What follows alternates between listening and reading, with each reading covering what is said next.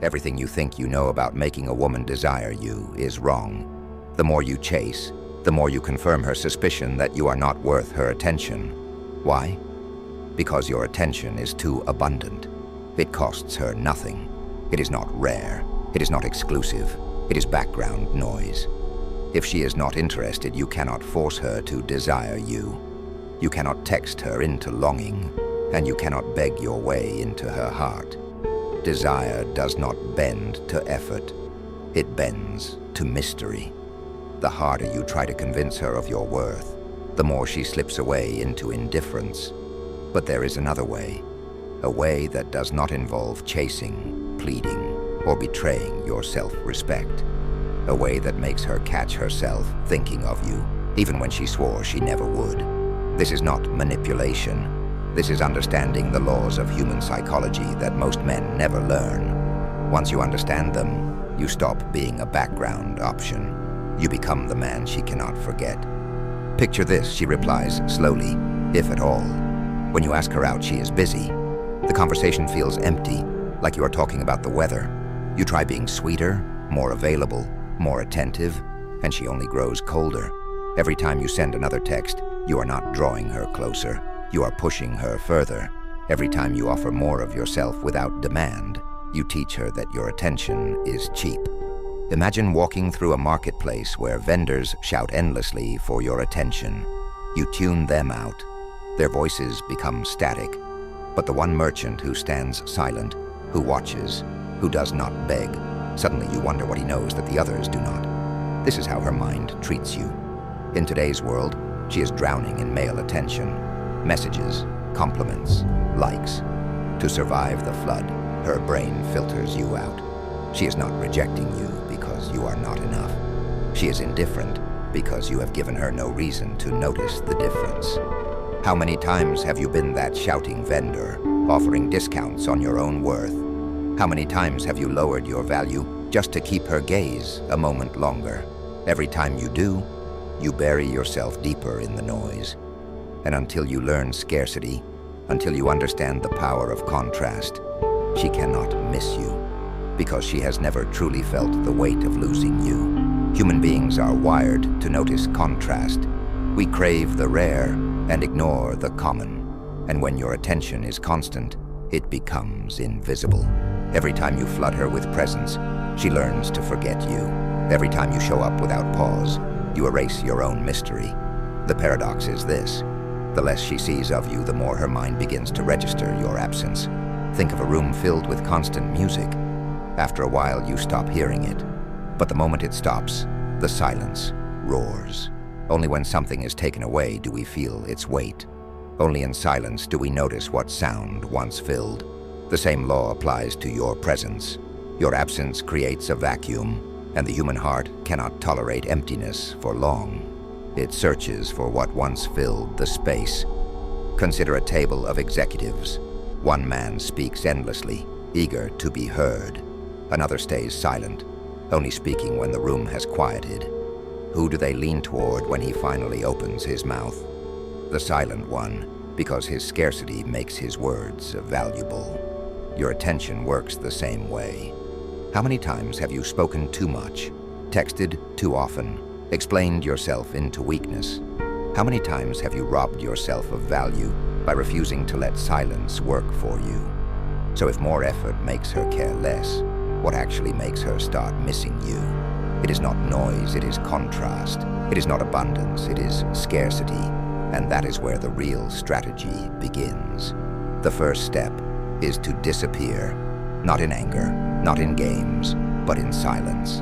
No long speeches, no petty blocking, no theatrical exit. Simply vanish from her everyday life. Stop texting, stop orbiting her posts, stop being her backup plan. Withdraw quietly, as if you were never there. In the digital age, absence is louder online than in person. When your name no longer appears in her notifications, her brain notices. The familiar background hum is gone, and the human mind hates unfinished patterns. The absence plants a question mark in her thoughts. Every time you resist the urge to send that late-night message, you add weight to your absence. Every time you do not react to her story, you shift the balance of power back to yourself. It is not the noise you make that she remembers. It is the silence you hold. Picture this.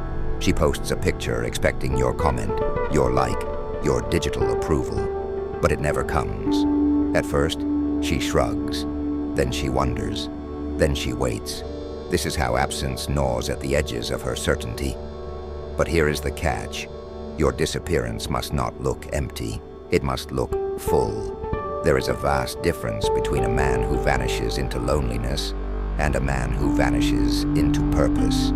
One becomes a ghost, forgotten. The other becomes a myth, whispered about. Which will you choose to be? How many times have you pulled away only to collapse back into her orbit, proving you had nowhere else to go? How many times have you tried to disappear while secretly stalking her page, leaving digital fingerprints behind? That is not silence, that is disguise. And disguise always fails. True disappearance means your life becomes louder, richer, more vibrant without her. That is where most men fail, and where you will not. When you step back from her world, you must step deeper into your own. Do not sit in silence, refreshing her profile in secret. That is weakness disguised as patience. Instead, build a life so rich, so undeniable, that it pulls her thoughts toward you. Fill your days with training, with movement, with purpose. Surround yourself with friends who elevate you, with pursuits that sharpen you. Share glimpses of this life, not to prove anything, but because it is real. When she sees you thriving without her, two thoughts hit her. One, you are fine without her. And two, she wonders who is standing beside you now. That second thought is the seed of curiosity, and curiosity is the beginning of longing. Desire is not just about presence. It is about the echoes you leave behind. Think of the inside jokes, the songs you both laughed at, the strange phrases only you used. These become hooks buried in her mind. When she hears them again, they pull her back to you without effort. Every time she stumbles across that one song, she feels the ghost of your presence. Every time she hears a phrase only you used, she feels the tug of memory. These fragments are not accidents, they are weapons. You must learn to plant them with intention. Add to this the way you once challenged her thinking. Most men are dull mirrors, reflecting her back to herself. You must not be a mirror, you must be fire. Fire that burns through her assumptions, fire that forces her to expand. The more you stretch her mind, the more she cannot return to the smaller world without you. Picture this. Two men speak to her. One agrees with every word, nods politely, and fades from memory.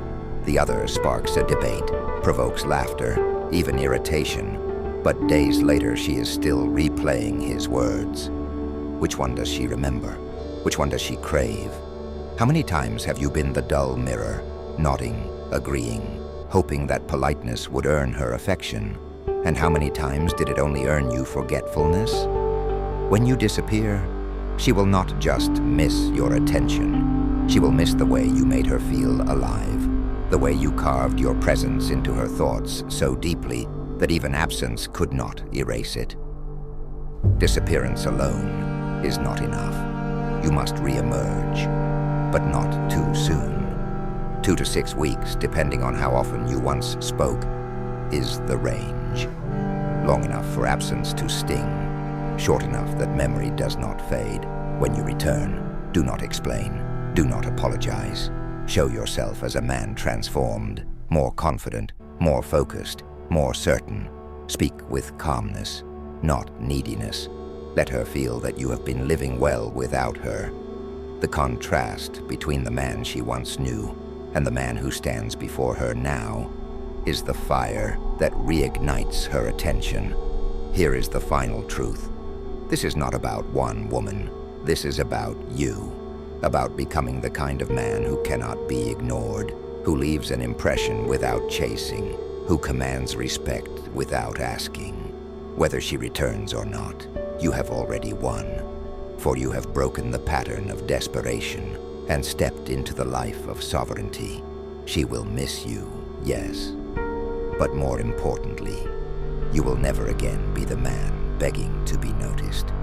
You will be the man who forges his own path, and in that path, others cannot help but follow.